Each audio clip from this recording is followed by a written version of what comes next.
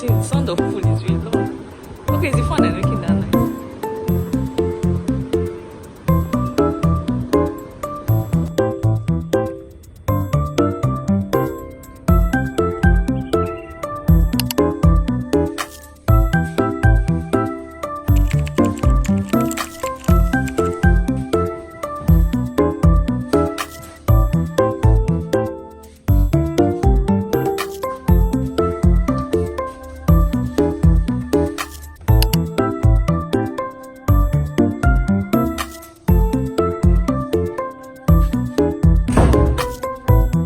Daughter of a single mom, I've had to be responsible and serious because my elder brother is not the most responsible person in the world. You know she didn't have to say that. No, she didn't. She said it on She purpose. said it on purpose so that when it is, you know, to say you are the fool. Yeah. She said people are wicked. She said he's perfectly, once anybody says he's very nice, he's perfectly nice, but he's not reliable and he only thinks about himself. I feel like my childhood ended after my father passed away and I automatically became the second parent in the home. And oftentimes, the disciplinarian because my mother's business took most of her time.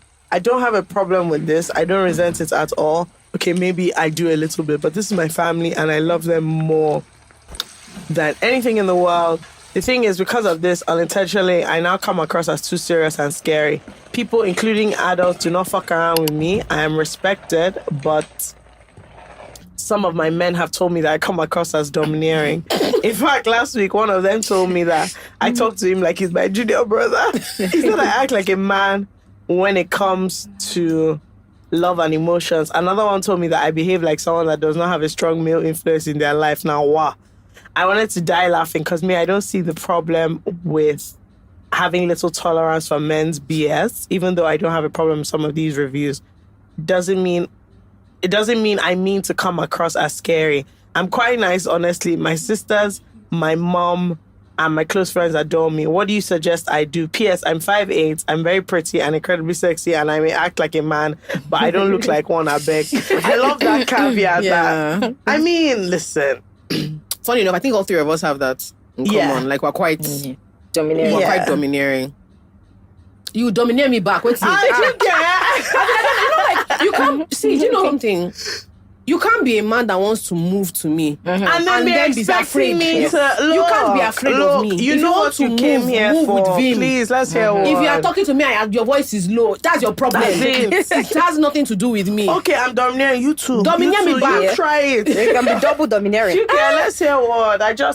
Some of these things, I'm always just like, well, you know, somebody's intimidated. Okay, you intimidate. I don't get. And sometimes it's just things I say. What I've realized a lot of the times is like, a lot of stuff is just, they don't expect you to like have a response. Yeah.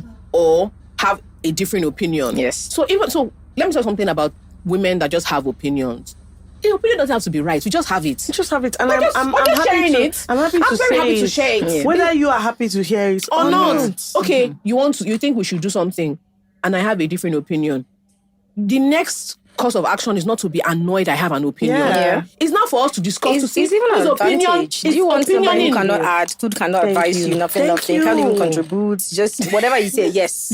Yes. Is that what you want? Boring. It's annoying. Girl, I don't think you need to change. You don't need to change. I don't think you need to change anything. And it's funny because maybe 5-6 years ago, I would say, oh, maybe you need to. But right now, I figured out that when you meet a man, who is just doing his thing, doing the manly things, you don't have a choice. You just see the soft side of you coming out. Or even worse, you know. So it's basic things like, they'll say you don't wait for them to do things for you because what they want is for you to come and be asking. Yeah.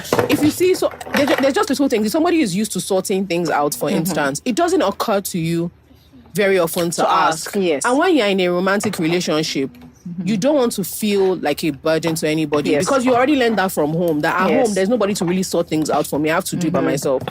It is not in your temperament to now have something that you can actually solve for yourself and then be picking up the phone and sending reminders. If you say what